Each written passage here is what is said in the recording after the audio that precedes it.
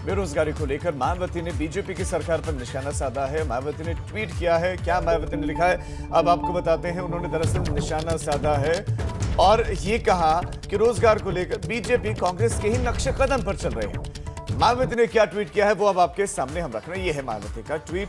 UP और पूरे देश भर में करोड़ों युवा और शिक्षित बेरोजगार सड़क पर है। सड़क किनारे पकौड़े बेचने और अपने जीवन यापन के लिए मजदूरी आदि करने को भी मजबूर हैं तथा उनके माँ बाप और परिवार जो ये सब देख रहे हैं उनकी व्यथा को समझा जा सकता है।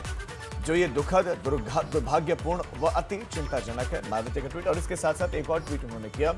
बीएसपी देश में नौजवानों के लिए ऐसी भयावह स्थिति पैदा करने के लिए केंद्र में बीजेपी के साथ साथ कांग्रेस को भी बराबर के जिम्मेदार मानती है, जिसने लंबे अरसे तक यहां पर एक छत्र राज किया और अपने कार्यकलापों की भुक्तभोगी बनकर कांग्रेस केंद्र, यूपी और काफी राज्यों की भी सत्ता से बाहर हो गई। ये मायावती का ट्वीट सिलसिलेवार उन्होंने ट्वीट किए। इसी कड़ी में एक और ट्वीट जो पूरी थ्रेड है, एक और ट्वीट उन्होंने किया आगे और लिखते हैं कि यदि बीजेपी की भी कांग्रेस पार्टी के नक्शे कदम पर ही बीजेपी चलती रही तो इस पार्टी की भी वही दुर्दशा होगी जो कांग्रेस की हो चुकी है, जिस पर बीजेपी को गंभीरता से जरूर सोचना चाहिए, क्योंकि इनकी ऐसी नीति और कार्यकलापों से न तो जन कल्याण और न ही देश की आत्मनिर्भरता संभव हो पा रही है।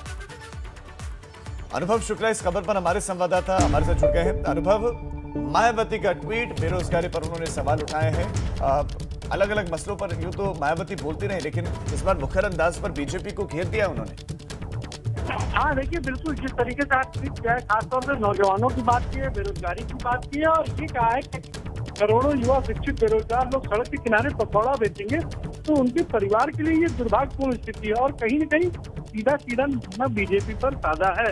हालांकि लंबे समय से हम देखते हैं कि मायावती जब भी कोई ट्वीट करती है वो एक हल्के अंदाज में सरकार पर अपनी तल्खी जाहिर करती है, लेकिन पिछले अगर कुछ दिनों की बात करें, पिछले 4-5 दिनों की बात करें तो उनके जो ट्वीट है उनमें अब काफी ज्यादा तल्खी है और लगातार हमला है बीजेपी को लेकर, क्योंकि शायद उत्तर प्रदेश में चुनाव करीब है, 8 महीने बाद उत्तर प्रदेश में विधानसभा के चुनाव होने हैं और ऐसे में जब दूसरे सियासी दल तमाम मुद्दों को लेकर बीजेपी को घेरते हैं तब विपक्षी दल ये भी आरोप लगाते हैं कि कई बहुजन समाज पार्टी उस तरीके से सरकार को नहीं घेरती।